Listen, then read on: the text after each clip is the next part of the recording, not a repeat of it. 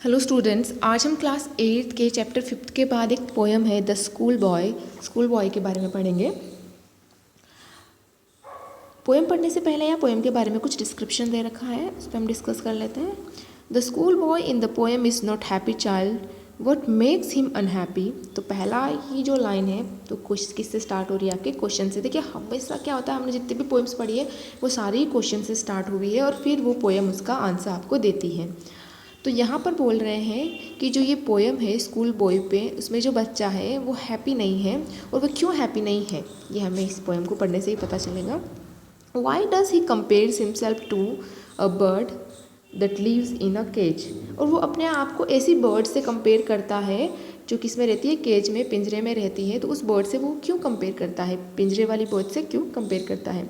और a plant that withers when it should blossom है ना, क्या आता है। और ऐसे प्लांट से कंपेयर करता है जिसको खिलना चाहिए लेकिन वो मुरझा गया है। जिस खिलने की टाइम पे वो क्या कर रहा है, विदर यानी कि मुरझाना होता है और ब्लोसम यानी खिलना होता है, यानी जब उसे खिलना था तब वो मुरझा गया है। तो यहाँ पर जो बॉय है वो अपने आप को किससे कंपेयर कर रहा है? एक तो ऐसी बर्ड से कंपेयर कर रहा है जो केज में रहती है और एक मुरझाए हुए प्लांट से कंपेयर कर रहा है। तो वो क्यों अनहैप्पी है और क्यों अपने आप को ऐसी चीज़ों से वो कंपेयर कर रहा है, तो ये हम इस पोएम में फाइंड आउट करेंगे।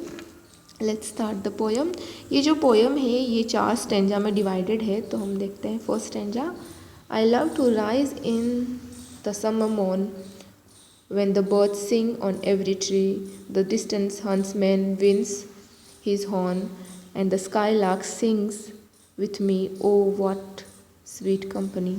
तो फर्स्ट जो स्टेंजा है उसमें जो बॉय है वो क्या बोल रहा है, I love to rise in a summer morn. Morn यानी यहाँ पर मॉर्निंग है, यानी कि मुझे सुबह सुबह जो मॉर्निंग में उठना पसंद है। समर की जो मॉर्निंग्स होती है उसमें सुबह सुबह उठना मुझे पसंद है।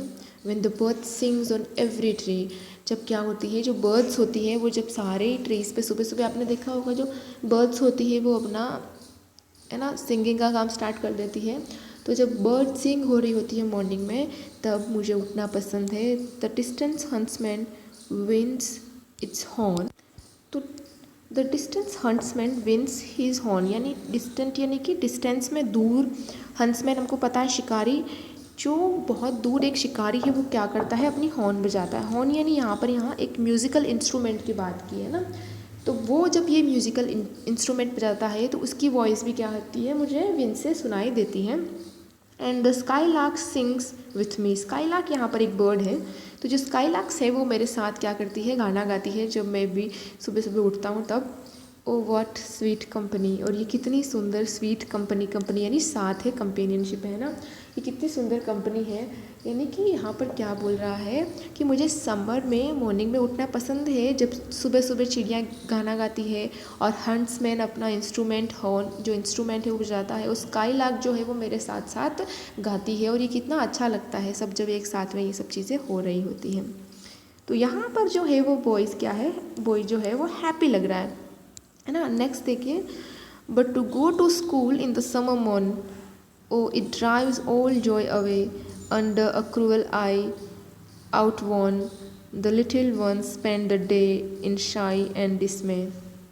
फिर क्या हो रहा है देखिए, but to go to school in the summer morning, लेकिन जब सुबह स्कूल जाने की बात होती है, समर मॉर्निंग में जब स्कूल जाने की बात होती, oh it drives all joy away. Drives यानी कि सारा ही जो जॉय था, जो हैप्पीनेस थी, जो सुबह सुबह उठ के उसे खुशी हो रही थी कि उठ के इतनी अच्छी सिंगिंग हो रही है बर्ड्स की, है ना।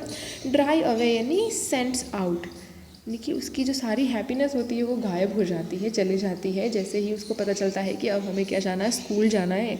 ये सबके साथ होता है कि जब हमें स्कूल जाना होता है तो हमारी सारी हैप्पीनेस क्या हो जाती है, its go away. Under a cruel eye outworn, यहाँ जो बात की गई है क्रूअल आई, यानी कि यहाँ पर टीचर को मेंशन किया गया है कि अंडर अ क्रूअल आई, यानी टीचर जो होते हैं वो बहुत स्ट्रिक्ट होते हैं। जब आप स्कूल में चले जाते हो तो उनका ध्यान आप पर ही रहता है, तो उनकी आंखों के नीचे आउटवॉर्न यानी होता है कि थकी हुई। अब जो बच्चे होते हैं वो थक जाते हैं। The little one spend the day, वो जो पूरा दिन होता है ना उन बच्चों का, वो टीचर के सामने बैठे बैठे वो बहुत थक जाते हैं, ऐसा उनका दिन पूरा जाता है। इन साइंग एंड डिसमे, शाइंग यानी होता है मॉर्निंग यानी दुख भरा, है ना, दुख के मारे, डिसअपॉइंटमेंट, डिसमें यानी क्या होता है, डिसअपॉइंटमेंट या निराशा के साथ। यानी यहाँ पर क्या बोल रहा है कि सुबह सुबह जब मॉर्निंग में स्कूल जाने की बात होती है तो जो सारी हैप्पीनेस है वो ख़त्म हो जाती है, क्योंकि उन्हें क्या रियलाइज़ होता है कि अब हमें पूरे दिन स्कूल में टीचर के सामने बैठना पड़ेगा। और इस तरीके से उनको बहुत ही साई और डिसमे फील होता है, यानी उनको बहुत ही निराशा। और मॉर्निंग साइंग यानी होता है मौन करना, मौन यानी कि दुख व्यतीत करना, उनको बहुत ही दुख होता है, वो बहुत ही सैड हो जाते हैं। नेक्स्ट देखिए, oh then at times I drooping seat and spend many an anxious hours, nor in my book can I take delight, nor sit in learning bower worn through with the dreary shower. वो बोल रहे oh then at times of drooping seat यानी कि पूरी class में बैठे बैठे वो इतने थक जाते हैं कि वो नीचा सिर करके ऐसे गर्दन नीचे करके थके हुए से बैठे रहते हैं। एंड स्पेंड मैनी अनेक्सिस यानी होता है चिंतित आर्स, और पूरा जो टाइम है उनका स्कूल का वो क्या होते हैं, बहुत ही चिंता में वो सारे घंटे जो है उनके निकलते हैं।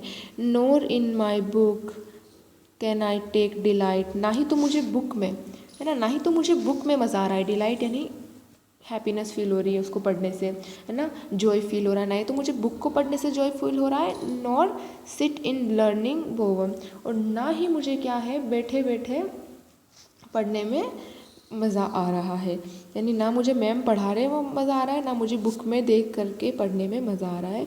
Von through with the dreary shower, और फिर बोल रहे हैं कि जो मैम लेक्चर दे रहे हैं, मैम जो बोल रहे हैं वो सारी बातें भी इन्हें क्या लग रही है, ड्रीरी यानी उबाऊ, है ना, सावर यानी जो मैम बोल रहे हैं जल्दी जल्दी से तेज़ी से जो बोल रहे हैं, है ना, shouting words in quick succession, यानी कि जल्दी जल्दी जो मैम बोल रहे हैं वो बातें भी हमें समझ नहीं आ रही है और हमें क्या लग रही है, उबाऊ लग रही है। तो यहाँ पर ये क्लासरूम का थोड़ा सा इन्होंने मेंशन किया है कि हम नीचे सिर करके बैठे हैं, थके हुए से हम घंटे जो है बीतते जा रहे हैं, देखा आपको इस पिक्चर में भी दिखेगा, घंटे जो है वो जाते जा रहे हैं, आवर्स निकलते जा रहे हैं, ना ही हमें बुक में इंटरेस्ट आ रहा है, ना हमें मैम के लेक्चर में इंटरेस्ट आ रहा है। How can the bird that is born for joy sit in the cage and sing? How can a child when fears annoy but droop his tender wing and forget his youthful spring? Last एक concluding paragraph है, तो ये बोल रहा है कि how can the bird that is born for joy sit in a cage and sing, यानी कि जो बर्ड है वो किसके लिए हुई है, उनका बॉर्न किसके लिए हुआ है, जॉय के लिए, हैप्पीनेस के लिए, वो कैसे उस केज में बैठ सकती है और गाना गा सकती है। यानी यहाँ पर उन्होंने बर्ड को मेंशन किया है कि जो बर्ड उड़ने के लिए हुई है वो बर्ड केज में रहकर कैसे हैप्पी रह सकती है और कैसे गा सकती है। How can a child when fear अनॉय but drops his tender wing, यानी कि एक बच्चा जिसके अंदर डर है, अनॉय परेशान, उसको डर जो है वो परेशान कर रहा है ना, उसको डर जो लग रहा है, but drupe his tender wing, यहाँ पर जो ड्रूप है, ड्रूप का मतलब होता है मुरझा कर लटक जाना, लेकिन उसकी जो उसकी जो विंग्स हैं, यहाँ पर देखिए बर्ड और बच्चे में कंपेरिजन हो रहा है। यहाँ पर विंग्स किसकी होती है, बर्ड्स की होती है, लेकिन यहाँ पर वो अपनी विंग्स बता रहा है, यानी अपनी हालत बता रहा है, अपनी बॉडी के बारे में बता रहा है कि जो हमारी बॉडी है वो बिल्कुल क्या हो जाती है, मुरझाए हुए फूल की तरह हो जाती है। टेंडर यानी होता है कोमल, यानी कोमल जो विंग होते हैं बर्ड्स के, अगर हम बर्ड्स को केज में बंद करेंगे तो क्या होता है, उनके जो कोमल पंख होते हैं वो मुरझा जाता है। तो ऐसे ही अगर हम जैसे क्लासरूम में बैठे होते हैं, पढ़ रहे हैं और उस डर के मारे हम भी क्या हो गए हैं, अपनी जो बॉडी है वो कैसी हो गई है, मुरझाए हुए फूल की जैसी हो गई, यानी पूरी थक चुकी है। And forget his youthful spring, forget यानी कि भूल गया उसकी यूथफुल स्प्रिंग, यानी कि जो उसका बचपन है, उसकी जो यूथफुल युवा अवस्था है ना, चुस्ती भरे जो दिन है, जो खेलने कूदने के दिन है, उसे तो वो भूल ही चुका है और इस तरीके से निराश होकर स्कूल में बैठा हुआ है। नेक्स्ट देखिए, लास्ट जो हमारा स्टेंजा है वो क्या बोलता है, oh father and mother if birds are nipped and blossoms blown away and if the tender plants are stripped of their joy in the spring day, my sorrow and care dismay, how shall the summer arise in joy or the summer fruit appear? Last stanza में क्या कर रहा है, बच्चा अपने parents से complain कर रहा है कि oh mother father, if birds are nipped, birds यहाँ देखिए, क्योंकि ये पूरी जो पोएम है ये कंपैरिजन कर रही है एक बच्चे में, एक बर्ड में, एक फ्लावर में, है ना। तो जो बर्ड्स होती हैं वो कलियाँ होती हैं, वो फ्लावर की होती है। तो फ्लावर की जो कलियाँ हैं आर निप्ड, निप्ड यानी तोड़ी गई है, तोड़ दी गई है। अगर हम लोग फ्लावर की कलियाँ तोड़ देंगे, and blossom blown away, blossom यानी किसके लिए यूज़ करते हैं, हम फूल के लिए यूज़ करते हैं। तो यहाँ पर उसका मतलब है फ्लावर, ब्लोन अवे यानी कि हवा से उड़ गया हो। अगर उसको ब्लो जो है ब्लो से बना है, ब्लू ब्लोन है ना, हमको पता है ये फॉर्म है। तो यानी कि हवा से अगर सारे फूल हैं उसको उड़ा दिया जाएगी, उनकी जो सॉफ्ट कलियाँ हैं वो ले ली जाएगी। And if the tender plants are stripped, और टेंडर यानी कि जो सॉफ्ट प्लांट्स है, स्ट्रिप्ड यानी होता है वंचित किया या डिप्राइव्ड, है ना।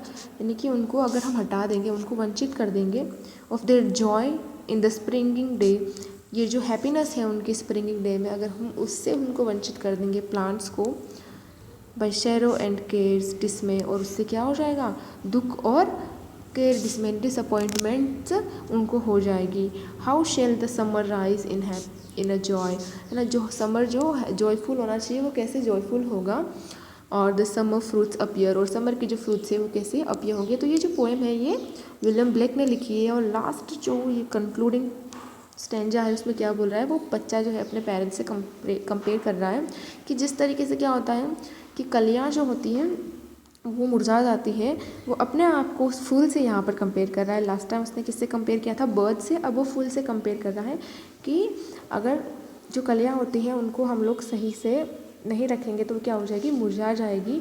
तो इस तरीके से वो बोल रहा है कि हमको स्कूल जाने के लिए और लर्निंग के लिए बोलोगे तो हम भी क्या हो जाएंगे, हम भी क्या हो जाएंगे, मुरझा जाएंगे। तो इस तरीके से वो बोल रहा है कि अगर हमें फ्रीडम नहीं दी जाएगी तो जो फ्रूट्स होते हैं, समर फ्रूट्स जो होते हैं वो नहीं आएंगे, यानी कि हम लोग हैप्पीली नहीं रह पाएंगे, निराशा में जिएंगे।